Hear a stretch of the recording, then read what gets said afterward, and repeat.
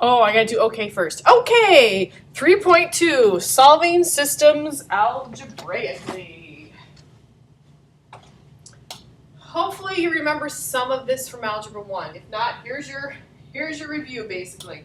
All right, when we think substitution, which is the first type of algebraic system we're gonna look at, the quickest, easiest way to identify that is what I call using substitution for a game. So if you see you have one of these all alone, I have y equals all alone. Oh goodness, there's y equals every time, don't I?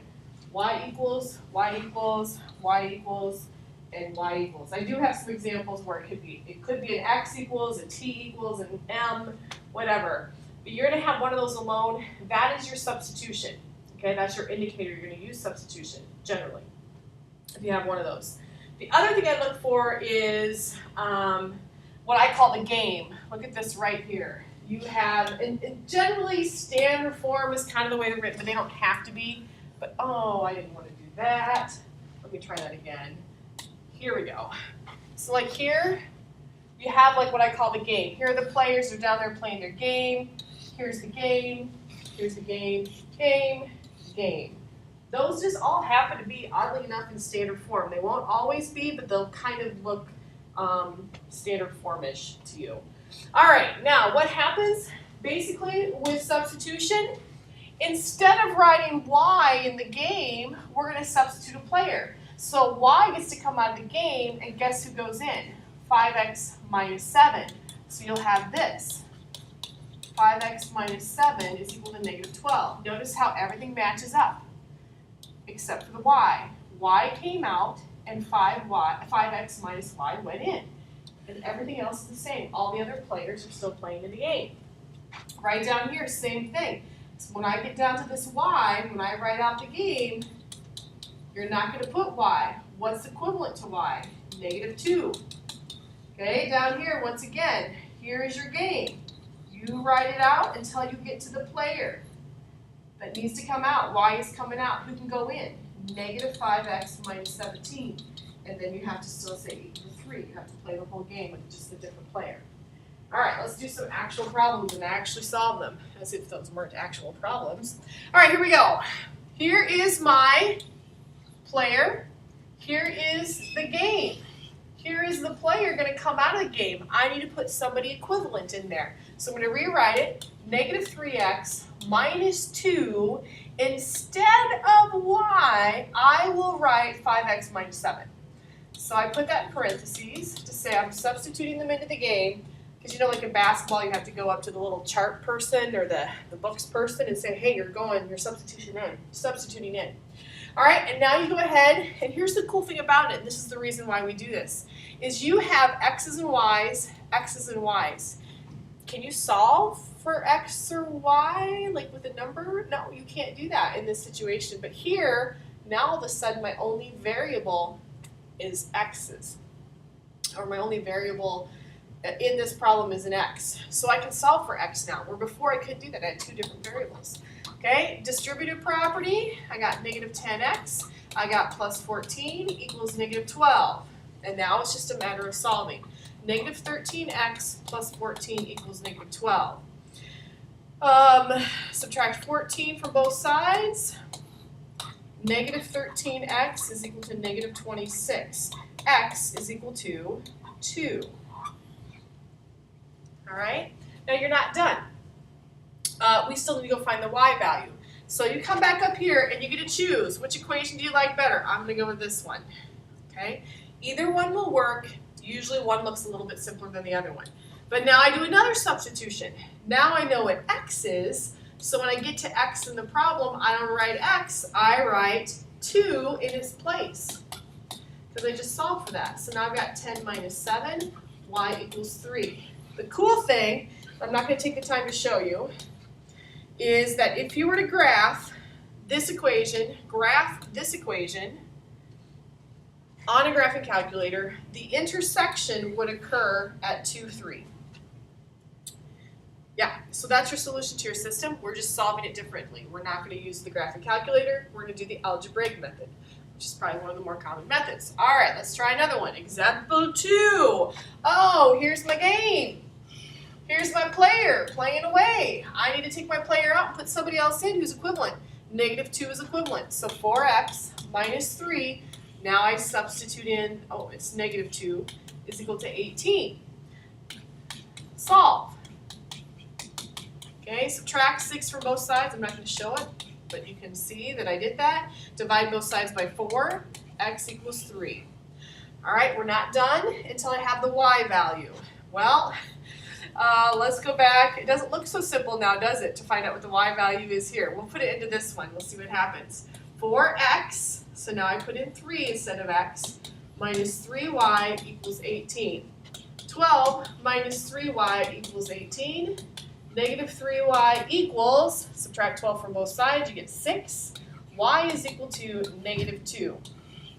Oh, crazy, that's what y is up here. You could have almost done it from the get-go, but I don't know that we would all feel confident about that. So 3 equals, or not 3 equals, your x value is 3, your y value is -2. This is the solution to your system. It is an ordered pair. It is a position on your graph paper. All right, example 3. Oh, look it. Not x's and y's, but r's and s's. This is fine too. There is your game. Here's your player. Here's the player in the game. So I rewrite the game, except when I get to r, I'm going to write what r is equal to. 5 minus s plus 7s equals 0. All right, take 2 times everything in the parentheses. So I've got 10 minus 2s plus 7s equals 0. 10 plus 5s equals 0 because I combine like terms. I want to get s by itself. Get rid of the 10, subtract 10 from both sides. Divide both sides by 5. S equals -2. All right, I still need to go back and find r. I wonder which one. Oh, I'm going to go with this one. R equals 5 minus, my s value is -2. So I have 5 plus 2. So r is equal to 7. Now, what are you going to do for an ordered pair with this? The general rule is alphabetical order. Q, R, S. So R comes before S. So you would put 7, and then you'd put your -2. Or, if you feel better, just put R equals 7, S equals -2. Just leave it the way it is. Okay, example 4. Ooh, this one's a little different. Look at, here is my plate. Oh my goodness. Am I not hitting that button? Let's try that again. This button right here. X is my player, and X is my player up here in the game. So now I'm going to rewrite the game. I got 2y minus 5. Instead of x, I write what x is equal to. I put it in place there. 2y plus 5 is equal to -1. 2y. Distribute -5 times everything in the parentheses. Okay, I got 2y minus 10y like terms, so I have a -8y minus 25 equals -1. Now I'm going to add 25 to both sides. That gives me 24. Now I divide both sides by -8. Y equals -3. Okay, that's all fine and dandy. I'm going to go with this one. Usually go with the one that has the player all by itself. Generally, that's what kids choose. Okay, my y value is -3. So x equals 2, but I don't write y. I substitute -3 plus 5. X equals -6 plus 5. X is equal to -1. Okay, so the solution to the system is -1, -3. And I have not been talking about how to check your answer, but you can go back here, put -1 in for x, put -3 in for y. So this would be, right here, would be -6. And this would be, oh, that's not equals. It's -6 minus, and then I had 5 times -1, which is -5. Okay, equals -1. Let's check and see. -6 minus negatives plus 5 equals -1. And -1 equals -1, so yes, it does work. We know this is the correct answer, and that is how you can check your answer. Quizzes, tests, homework, whatever. Example 5. Lancaster Woodworkers Furniture Store builds 2 types of wooden outdoor chairs. A rocking chair sells for $265. An Adirondack chair with a footstool sells for $320. The books show that the last month the business earned $13,930 for the 48 outdoor chairs sold. How many of each chair were sold? Okay, the rocking chairs were $265. Before I do that, you know what we should do is we should identify, let's call X the rocking chairs, because they want to say how many of each chair. So I don't know how many rocking chairs, and I've got Y are the Adirondack chairs. I'm just going to put add chairs, okay? All right, so $265 for each rocking chair. I don't know how many they sold, so we give it an X.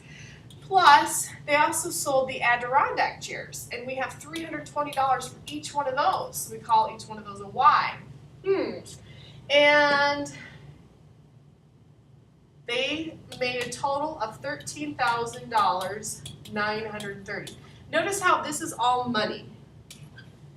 Okay, this is kind of the money statement. The next one is what I'm going to call the amount statement. It's like how many footstools, how many chairs. I guess it's an Adirondack chair with a footstool. All right, so, well, I don't know how many of these we sold. I don't know how many of these we sold, right? Some of these, but X amount, but I do know the total amount was 48 outdoor chairs. So one statement, this deals with the money, this statement deals with the amount. Okay, now you have a system, and this is actually going to go into our elimination category. So we're going to write that out, and I am actually thinking I'm going to stop and maybe come back to this example because I'm going to split this into 2 videos. So let's stop here. I'm glad you have that written down, and we will come back to another one later.